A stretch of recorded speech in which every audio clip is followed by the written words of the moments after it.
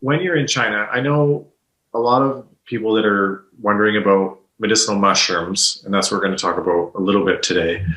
They always question, they don't always, but some people question the quality, and some people are worried about a product that may come from China. Do you want to touch a little bit on that aspect, on your experience from actually being in China and perhaps being in some of the provinces or areas where these medicinal mushrooms are grown and used quite extensively?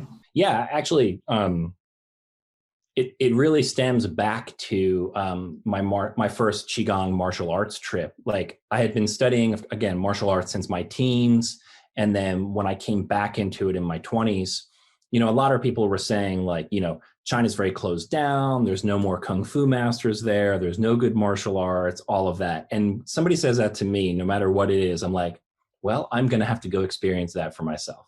So China's a difficult place. The doors don't always open. I always use the analogy like imagine visiting someone's grandma who makes these amazing chocolate chip cookies and she just met you.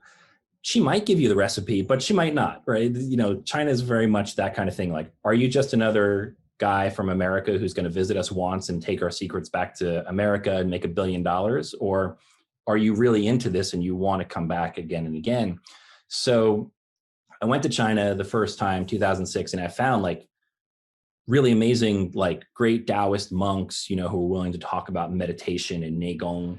I met Qigong teachers who were willing to teach their form because I had the right introductions. And every trip I took to China, the doors would open, and they just kept opening for me because of the relationships that I was cultivating. So that led to, I actually investigated going to Chinese medicine school in China for a minute, but it was like a 12-year extravaganza, which I'll end up doing here anyway, but I'll be home. I won't be in China. So in all of my travels, I would begin to visit Chinese medicine schools, Chinese medicine practitioners, herbal markets. Wherever I go in China, I try to find if there's a local herbal market and visit people. And what I discover, of course, should be obvious to all of us, is China is huge, right? And there's a saying that even if you visit Shanghai, Hong Kong, Beijing, you still haven't seen China. And it's absolutely true because every city, every region, every county, every province is so vastly different, right? That it's absolutely impossible to make a generalization. Just like America, like if you've flown into, say, Newark, New Jersey, we'll use my home state, right? If you flew into Newark, New Jersey, you would say, oh my God, New Jersey is the most polluted place on the planet, right? But you drive an hour outside from the airport and suddenly you're in farm country. Like where I grew up, like there's all these like little micro farms all over the place with horses and tomatoes and corn. And New Jersey is actually famous for its tomatoes. But if you ask the average person in America about New Jersey, they think of Newark, New Jersey and Elizabethport and all that. And China is the exact same way. If you ask the average person about China, they'll say it's polluted. It's, you can't trust anything coming out of there.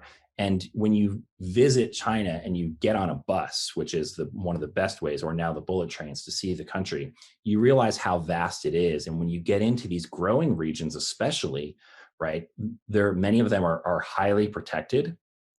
The Chinese government has certainly realized that Chinese herbs are a commodity. They need to be protected. There's testing. You guys know you can't import something here without testing, right? The FDA can show up at your door and say, what do you got? Let me see your tests, right? They can halt stuff at the border, right? It can get stuck at the docks. So I feel just immensely confident, having worked in Chinese hospitals, having worked in Chinese herbal clinics. I see the level of care, the level of quality. That's not to say, as we've seen, that there aren't adulterated products, but much of that those products are often not things that we're going to buy, right? Those are things that you would find in little Chinese grocery stores, maybe some Chinese pharmacies. But when we're dealing, with American manufacturers who are sourcing in China, there are so many levels of testing along the way, verification, all of that, that I honestly, I never gave it a second thought. It never crosses my mind. I do my due diligence. I go on their website or I make the phone call. I find out about their testing, heavy metals and pesticides. And for me, of course, is the source is perhaps the most important thing to me. Was it grown in the right growing region? Was it harvested at the right time of the year? Obviously, is it the right species? Like all of these things play into how I choose my herbs because I'm giving them to patients. I'm giving them to patients with cancer and Parkinson's and Alzheimer's. Like I'm not just going onto Amazon and saying like, oh, this looks like the right herb. Let me grab that. There's a whole process there.